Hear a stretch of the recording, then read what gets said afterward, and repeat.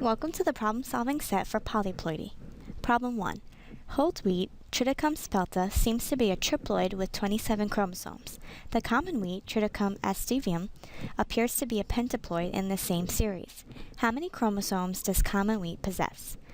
Well, you need to know some terms and what that means in terms of chromosome content.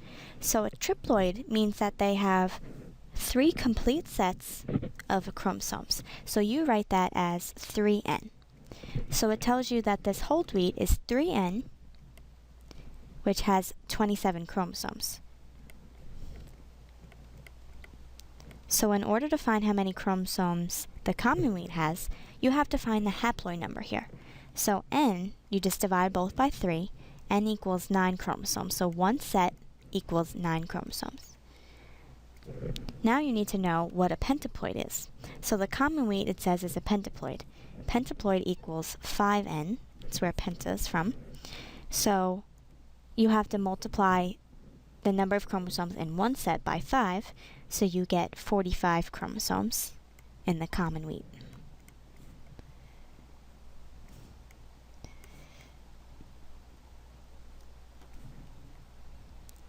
Okay, pretty simple once you know these polyploidy terms. Problem 2. The red chokeberry, Arona arbitifolia, has 16 chromosomes. The black chokeberry, A. melanocarpa, is a tetraploid with 32 chromosomes. Hybrids between these two species are known as purple chokeberries and are sterile, though some unreduced gametes are functional in back crosses. Determine the chromosome number and level of ploidy for each of the following. So before we get started, let's just define what an unreduced gamete is. So for normal meiosis of a diploid cell, let's say, a 2n diploid cell goes through meiosis and would make a haploid gamete, right, which would just be n. Now this is what's known as a reduced gamete, and that's because the number of chromosome sets that the gamete has is reduced from the parental cell.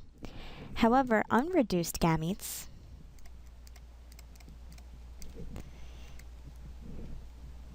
have no reduction in chromosome number from the producing organism. So, no change in chromosome number from parent.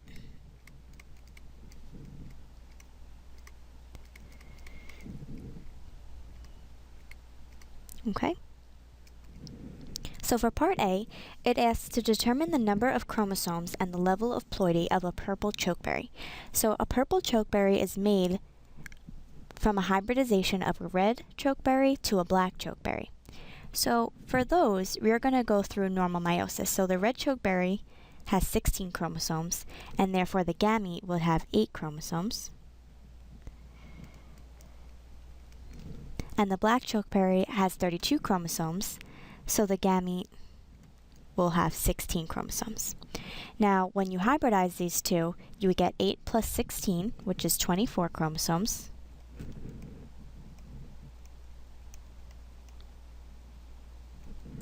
And this is a triploidy, or 3x. And we write x here because it is a hybrid between two different species. So that's why we don't draw it as 3n. So we'll say 3x, and this is a triploid. Part B, it asks for a cross between, or how many chromosomes occur when a chromosome doubling of a purple chokeberry occurs. So a purple chokeberry, as we just found out, usually has 24 chromosomes. And if a doubling of this chromosomes happen, you would have 48 chromosomes. And this would be 6x, or hexaploidy. Okay. Part C asks a backcross between a purple chokeberry backcross to the A. arbitifolia, which was the red chokeberry.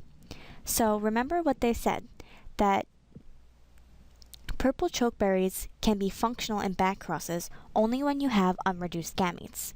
So we know that unreduced gametes means no change in chromosome number from the parent. So what we have here, a purple chokeberry unreduced gamete would have 24 chromosomes. Okay, and that is crossed back to the red chokeberry, which had 16 chromosomes, but however their gametes are only 8. So remember, this is a fusion of gametes. So the gamete here from purple would have 24 chromosomes. The gamete from the red would have 8 chromosomes. So this hybrid is going to have 32 chromosomes. Okay, so 32 chrome. Now what level of ploidy is this? Well, you know that the tetraploid, which is 4N, had 32. So therefore, the N for the chokeberry is 8. So how many times does 8 go into 32? Is 4 times. So again, this is 4x, and this is tetraploidy. Okay? And then finally, you have a purple chokeberry back cross to the A. melanocarpa, which was the black chokeberry. So again, the gamete from the purple has 24 chromosomes, and the gamete from the black chokeberry has 16 chromosomes. So that gives you a total of 40 chromosomes, and that is 5x, or pentaploidy. So 40 chromes, 5x is pentaploidy. Question 3. Which of the following statements describes why triploid species are rare? A. Triploidy is a lethal condition. So this is false, and you might remember from Professor Schmidt's theory video that the common banana is actually a triploid, and obviously if it wasn't lethal, we wouldn't have bananas. So an example is that the common banana is a triploid.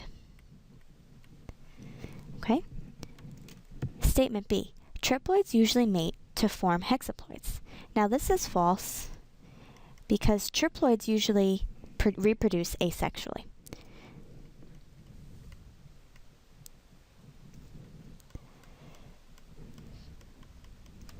Statement C.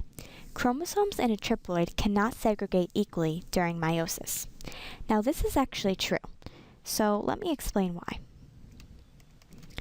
In meiosis, with a triploid, you have the presence of multiple sets of chromosomes that can all recognize each other during meiosis 1. So remember, meiosis 1 is where the tetrads, or the 2 pairs of sister chromatids, recognize each other, form a tetrad. But in this case, instead of just 2 pairs of sister chromatids that can recognize each other, you would have 3 pairs. So these multiple sets that can recognize each other lead to what's known as chromosomal chaos.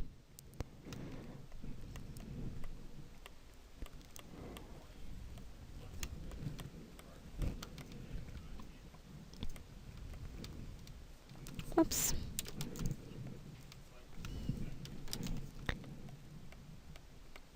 Okay.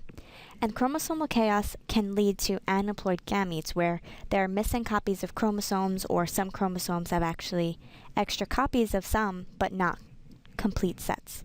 So these can lead to aneuploid gametes. And the reason why triploidy species are rare is because these aneuploid gametes are not viable for reproduction, which is why they usually reproduce asexually. So the answer here is C, and the difference in D is that they can segregate equally during mitosis, because in mitosis, homologous, you have the sister chromatids that are the same, right? Are complete copies of one another. But homologous pairs don't really interact in mitosis, they stay separate. So it's in meiosis where, because you have multiple sets that can all recognize each other, you have this chromosomal chaos. In mitosis, it's just, extra pairs of chromosomes that have to be separated. So the answer here is C. Problem 4. Differentiate between tetraploid and tetrasomy. So a tetraploid individual is an individual that has 4 complete sets of chromosomes. So 4 sets of chromosomes.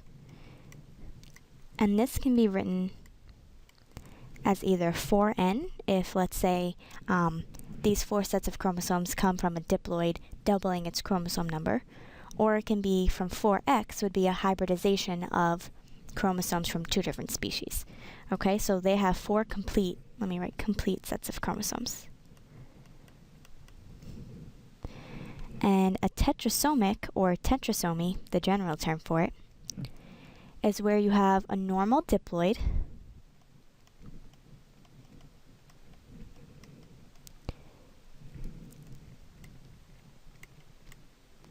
plus an extra 2 copies of one chromosome.